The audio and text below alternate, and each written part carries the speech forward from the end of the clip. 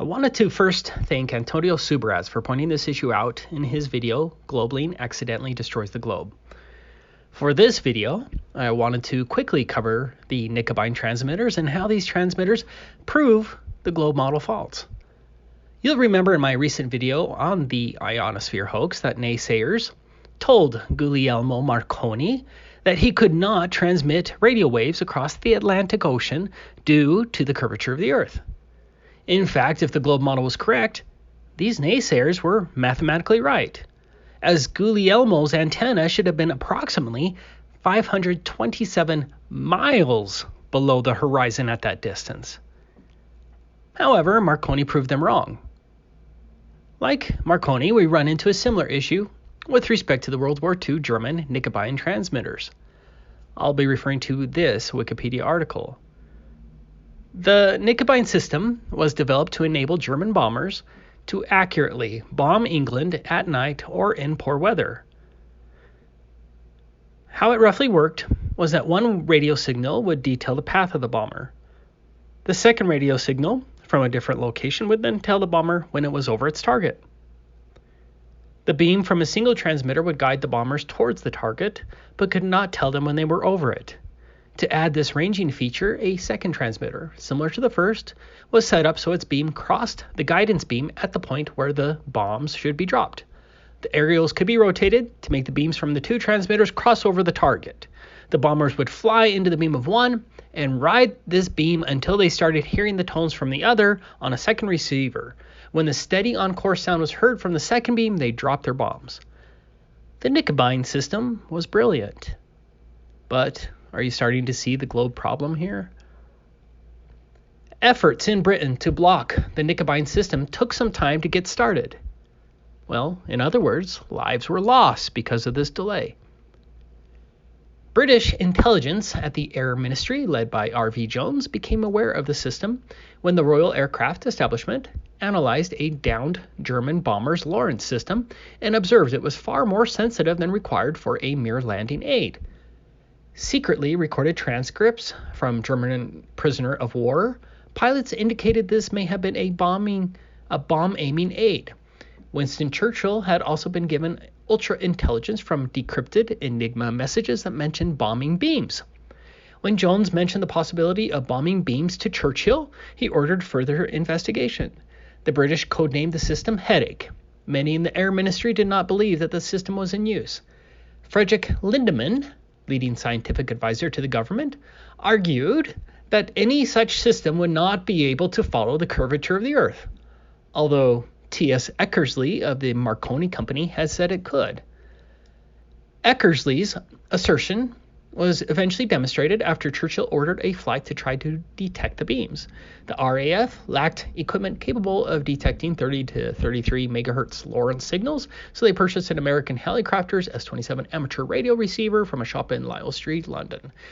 The receiver was fitted into an Avro Anson and operated by a member of the Y Service. The flight was nearly canceled when Eckersley withdrew his assertion that the beams could bend round the Earth. Jones saved the flight by pointing out that Churchill himself had ordered it, and he would make sure that the Prime Minister would get to know who canceled it. The crew were not told any specifics and were simply ordered to search for radio signals around 30 megahertz having Lorentz characteristics, and if they found any, to determine their bearing. The flight took off and eventually flew into the beam from Cleve on 31.5 megahertz. It subsequently located the crossbeam from Stolberg. Its origin was unknown prior to this flight. The radio operator and navigator were able to plot the path of the beams and discovered that they intersected above the Rolls-Royce engine factory at Derby, at that time the only factory producing the Merlin engine. It was subsequently realized that the argument over whether the beams would bend around the Earth was entirely academic, as the transmitters were more or less in line of sight to high-altitude bombers. Let me point that out again. It was subsequently realized that the argument over whether the beams would bend around the Earth was entirely academic, as the transmitters were more or less in line of sight to high-altitude bombers. Is Wikipedia right? Were the transmitters in line of sight to the high altitude bombers. Line of sight is necessary because Knickebein was a line of sight system. So, where were these Knickebein transmitters? Here's a small map. Here's a video clip describing the curvature debate between physicist R.V. Jones and Churchill's leading scientific advisor, Frederick Lindemann. There is a Knickebein station at Cleves. Somehow, a transmission from it has been confirmed at this position over in England, and the simplest interpretation was that a navigational aircraft had been out, located where the beam was positioned on this particular occasion. Dr. Jones took the message to Professor Lindemann, his old tutor and now scientific advisor to Winston Churchill, and tried to persuade him of the serious threat posed by the Knickebein beams. But Lindemann was not convinced, pointing out that at the high frequencies necessary for an accurate beam, the curvature of the Earth would prevent its being directed against targets in Britain. Nevertheless, Dr. Jones was convinced that his theory was correct, that the German bombers were using their Lorenz blind landing sets to fly the long-range beams. And if this was so, then the threat was very grave indeed, because all German bombers carried this equipment as standard. Therefore, all of them were potential beam flyers. But Lindemann was not convinced, pointing out that at the high frequencies necessary for an accurate beam, the curvature of the Earth would prevent its being directed against targets in Britain. Was Lindemann right about the globe math? Lindemann was absolutely right about the globe math. The first transmitter was set up on Stolberg Hill, located near Denmark. The hill has an elevation of 142 feet. Let's say there was a 200-foot Knickebein tower on top of the hill, which looks something like this, giving a maximum transmission height of 342 feet. The target, the Rolls-Royce factory in Derby, was at an elevation of 180 feet.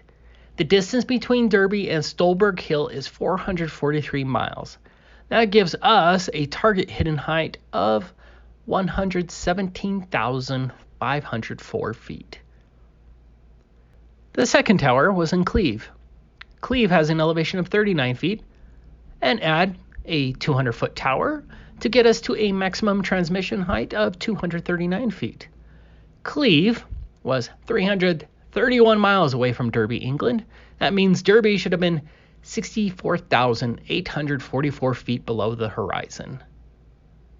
There is simply no way that there should have been any line of sight between the towers and the German bombers, which only flew at 19,200 feet. There would only be a line of sight on the flat Earth model. Looks like Wikipedia got it very wrong. In summary, the line of sight Knickebein system is a very strong proof of the flat Earth and demonstrates the foolishness of those who believe in the imaginary curvature of the Earth.